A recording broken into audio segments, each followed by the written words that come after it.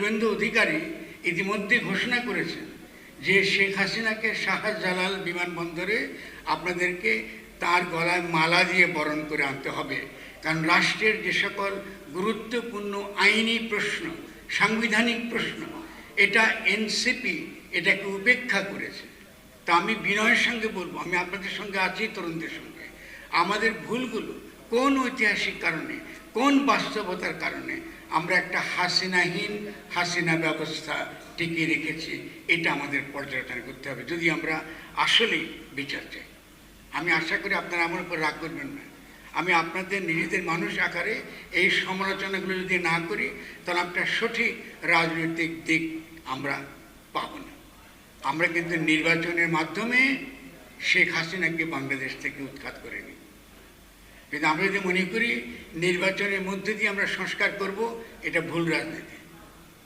জনগণকে সংগঠিত করা, জনগণের যে গাঠনিক শক্তি, আমাদের যে ঐক্যের কথাটা একটু আগে মিস্টার হাফিজ বলে গেছেন, এই ঐক্যকে যদি আমরা সত্যিকার অর্থে বুঝতে চাই তাহলে গাঠনিক শক্তি কথাটার মানে কি, তার তাৎপর্য কী, এবং কী করে সারা পৃথিবীতে বিভিন্ন সময়ে গাঠনিক শক্তি তৈরি হয়েছে সাম্রাজ্যবাদের বিরুদ্ধে লড়াইয়ে, শাসক শ্রেণীর বিরুদ্ধে, জালিমের বিরুদ্ধে লড়াইয়ে, এবং মজলুমের ঐক্যের ভিত্তিতে যে গাঠনিক শক্তি গঠিত হয়েছে, যদি তাকে আমরা উপেক্ষা করি, আমরা খালি কথায় কথায় ইসলাম বললে আমরা কিচ্ছু অর্জন করতে পারবো না। কারণ ইসলাম ছিল প্রথম আরবে কাদের বিরুদ্ধে লড়াই করেছে, মক্কার যে অভিজাতদের বিরুদ্ধে লড়াই হয়েছে।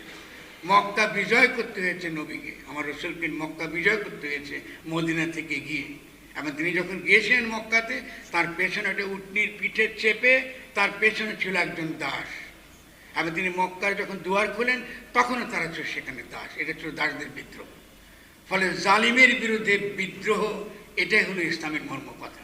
আমি যখনই জালিমের পক্ষে থাকি তার মানে আমি আসলে ইসলাম থেকে বিচ্যুত হই। ইসলাম শুধু আকিদার ব্যাপার না, ইসলাম শুধু নিয়ম কানুনের ব্যাপার না, ইসলাম শুধু পোশাক আকারের ব্যাপার না, ইসলাম শুধু আরব হওয়ার ব্যাপার না। ইসলাম হচ্ছে সেই জালিমের বিরুদ্ধে মজলুমের লড়াই। এটা যদি আমরা বুঝি তাহলে 5ই মে কিন্তু আমরা বুঝব। 5ই মে কী ছিল? 5ই মে প্রথম ছিল এই যে আপনি যদি, আমি যে কেউ হই না কেন বাংলাদেশের নাগরিক, আমি যদি কোনো কথা বলতে চাই, যে তোমরা বলছো তোমরা একটা বুর্জোয়া গণতন্ত্রে বিশ্বাস করো, তাহলে বুর্জোয়া গণতন্ত্রের প্রথম কথা হচ্ছে মত প্রকাশের স্বাধীনতা, কথা বলার স্বাধীনতা, বিক্ষোভ করবার স্বাধীনতা। তা তোমরা কি করেছো আমাকে? তোমরা আমাদের সঙ্গে দেখিয়েছো যে তোমরা সে ন্যূনতম গণতান্ত্রিক যে নিয়ম নীতি, ন্যূনতম মানবাধিকারের যে নীতি, আমার যে কথা বলার অধিকার, আমার ক্ষোভ প্রকাশের অধিকার, তোমরা আমাকে সেখান থেকে তোমরা আমাকে বঞ্চিত করেছো।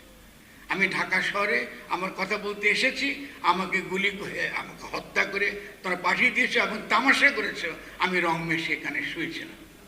তা আমি কেন এসেছিলাম ঢাকা শহরে? আমি এসেছিলাম কারণ আমি মজলুম। আমাকে তুমি স্বীকৃতি দাও নাই। আমি যে ভাষায় কথা বলি সে ভাষা শোনার ক্ষমতা তোমার নাই, কারণ আমি তোমার ভাষায় কথা বলি না। আমি আমার রসুলের ভাষায় কথা বলি, আমি ইসলামের ভাষায় কথা বলি, আমার ভাষা ভিন্ন।